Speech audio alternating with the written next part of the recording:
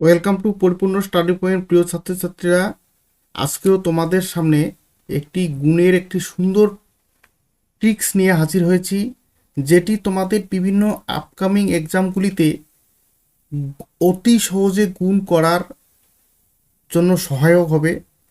দেখো, তোমাদের আবারও বলছি যে তোমরা যখন কম্পিটিটিভ এক্সামগুলি দাও তখন তোমাদের গুণ একটা অত্যন্ত ফ্যাক্টর হয়ে দাঁড়ায়। কিছু কিছু গুণ আছে, দেখে তোমাদের ভয় লাগে যে হয়তো এই অঙ্কটি করতে করতে আমার সময় নষ্ট হয়ে যাবে। তখন ওই গুণের ভয়ে তোমরা অঙ্কটাই ছেড়ে দিয়ে আসো। দেখো, কিছু কিছু গুণ ভাই অতি সহজেই করা যায়, তো যার জন্য জানতে হবে ট্রিক্স। তো এই যে গুণগুলো আমরা ট্রিক্সের মাধ্যমে করব, তো তোমরা লাস্ট অবধি ভিডিওটি দেখবে। আশা করি প্রত্যেকের ক্লিয়ার হবে। এরপরে আর এই ধরনের গুণ সম্পর্কে আর তোমাদের কোনো অসুবিধা হবে না। দেখো, এই যে তোমরা ভাবছো যে আমি এই যে সংখ্যাটা এত ছোট রেখেছি কেন, তো এটার একটা আমি বোঝানোর জন্যই এটা নিয়েছি। তারপরে আস্তে আস্তে আমরা ওই নিয়মে চলে যাব। নিয়মটিকে বোঝানোর জন্য আমি এটা রেখেছি, ঠিক আছে? তাই এখানে আমার কি আছে, এখানে আছে দেখো 4 গুণন 6। তো এই যে আমার 4 গুণন 6, এই দুটো সংখ্যার আমি মাঝখানের সংখ্যাটাকে রাখবো, ঠিক আছে? এই মাঝখানের সংখ্যাটি কত ভাই? এই মাঝখানের সংখ্যাটি হচ্ছে আমার 5, ঠিক আছে? তো 5, তাহলে এই পাশে আমার ডিফারেন্স কত? 1। আর এই পাশে ডিফারেন্স কত? আমার 1।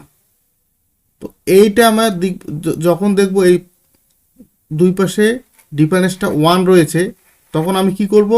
এই 5-এর স্কোয়ার করব। কি করব?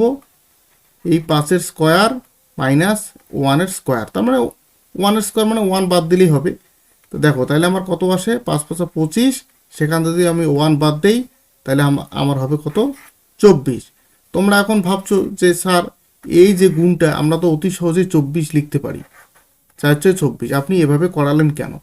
দেখো, এটা তোমাদের বোঝানোর জন্য করালাম। এবার এই যে গুণটা তোমরা এটা করো, তাহলে ক্লিয়ার হবে। আস্তে আস্তে যত বড় গুণের দিকে যাবে ততই তোমাদের ক্লিয়ার হবে, ঠিক আছে? তাহলে আমি কি করব? দেখো, এখানে কি আছে? 9 গুণন 11। তাহলে এখানে মাঝখানের সংখ্যাটা কি হতো? 10। তো এই ধরনের যে অঙ্কগুলো আমরা কি দেখব? এই ধরনের অঙ্কে দেখব যে আমার যে মাঝখানের সংখ্যাটা হয় 5 দিয়ে সংখ্যাটা হবে, না হয় শূন্য সংখ্যা হবে। এটা আমরা লক্ষ্য করব, ঠিক আছে? যাই হোক, তাহলে কি কন্ডিশনটা লক্ষ্য করব? এই যে তার মাঝখানের সংখ্যাটা হয় 5 সংখ্যা হবে, না হয় শূন্য সংখ্যা হবে। তো এইরকম শর্তটা আমরা লক্ষ্য করব, ঠিক আছে? তো দেখো, এটার ক্ষেত্রে কি করব? দেখো, তাহলে এখানে মিডিল সংখ্যা কোনটা? মিডিল সংখ্যা হচ্ছে 10। তাহলে 10-এর গুণিত মানে 10-এর স্কোয়ার কত? 10-এর স্কোয়ার হচ্ছে 100। এই পাশে ডিফারেন্স কত? 1। এই পাশেও ডিফারেন্স হচ্ছে 9-এর সাথে ডিফারেন্স কত? 1। আর 10-এর সাথে 11 ডিফারেন্স 1। তাহলে আমি এখান থেকে বিয়োগ করব কত? 1। তাহলে কত হবে আমার? 99, ঠিক আছে? এবার তারপরেরটা দেখো কি আছে?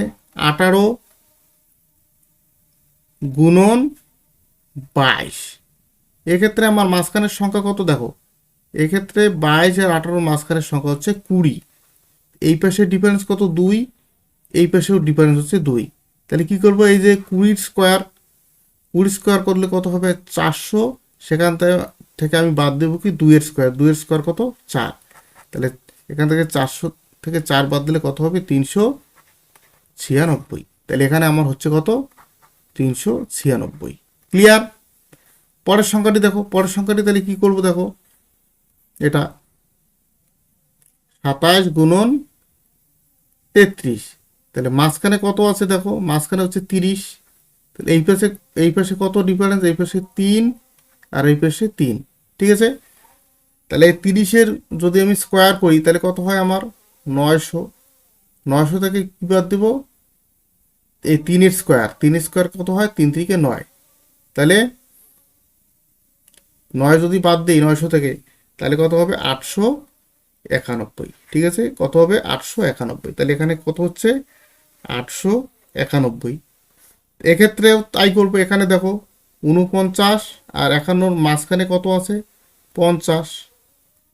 এইদিকে ডিফারেন্স কত 1, এইদিকে ডিফারেন্স কত 1, 50 স্কোয়ার কত হয়? 50 স্কোয়ার হচ্ছে 5 5 25 আর দুটো শূন্য, তার থেকে বিয়োগ দিব কত 1, ঠিক আছে। তাহলে আমার কত হচ্ছে 9 9 2499, ঠিক আছে। এই সংখ্যাটার ক্ষেত্রেও তাই করব। দেখো এখানে মাঝখানে কত হবে? মাঝখানে হবে 115। কত হবে? 115। তাহলে এই পাশে ডিফারেন্স কত 1, এই পাশেও হচ্ছে 115 সাথে 116 কি 1 ডিফারেন্স। তাহলে 115 স্কোয়ার কত হবে? এই 5 স্কোয়ার লিখবো। 5 স্কোয়ার কত হয়? 5 স্কোয়ার হচ্ছে 25, আর 5 সংখ্যা থাকলে তার স্কোয়ার করতে গেলে কি যে সংখ্যাটা থাকে তার এক ঘর বেশি দিয়ে গুণ করবে। তাহলে 11 থেকে তার এক ঘর বেশি হচ্ছে 12। 11 আর 12 গুণ করলে কত হয়? 11 আর 12 গুণ করলে কত হয়? 132, ঠিক আছে। সেখান থেকে আমি কত বাদ দেবো? 1 বাদ দেবো। এখান থেকে 1 বাদ দিলে কত হবে? 132, তারপর হচ্ছে 24। এটা হচ্ছে আমার এটার গুণফল। দেখো কত ইজিভাবে করছি, ঠিক আছে। তাহলে তোমার ডিফারেন্স দেখতে লাগবে, মিডিল সংখ্যা বের করে ডিফারেন্স দেখতে লাগবে। ওই মিডিল সংখ্যার স্কোয়ার করব, তার ডিফারেন্সের স্কোয়ারটা বাদ দিয়ে দেবো। এটাই হচ্ছে ফর্মুলা, ঠিক আছে। নিয়মটা কি? দুটি সংখ্যার মিডিল সংখ্যার স্কোয়ার মাইনাস ডিফারেন্স স্কোয়ার, ঠিক আছে। মিডিল সংখ্যার স্কোয়ার মাইনাস ডিফারেন্স স্কোয়ার, এটাই হচ্ছে আমার ফর্মুলা।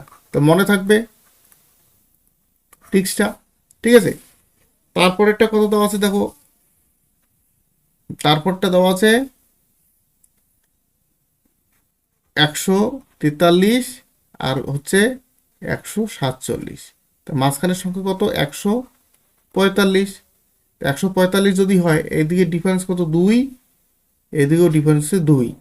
তাহলে 145 স্কোয়ার যদি করি তাহলে এটা 5 স্কোয়ার, ঠিক আছে, 25। আর 14 থেকে বড় কত? 15, ঠিক আছে। 14 সাথে 15 গুণ করো, তাহলে কত হয়? কি করবে? এই যে 5 স্কোয়ার কত আসলো? 25, আর 14 তার থেকে বড়কে 15, তাহলে 14 আর 15 গুণ করলে কত হবে? 210, ঠিক আছে। এখান থেকে কি করব? এই 2 এর স্কোয়ার বাদ দিব, 4 বাদ দিব। তাহলে আমার থাকছে কত? 10, এখানে হচ্ছে 21। তাহলে হবে কত? 210 21।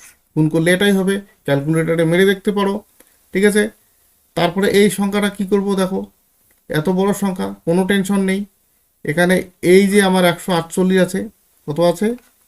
148 গুণন 152। আচ্ছা, এই দুটোর মধ্যে ডিফারেন্স কত?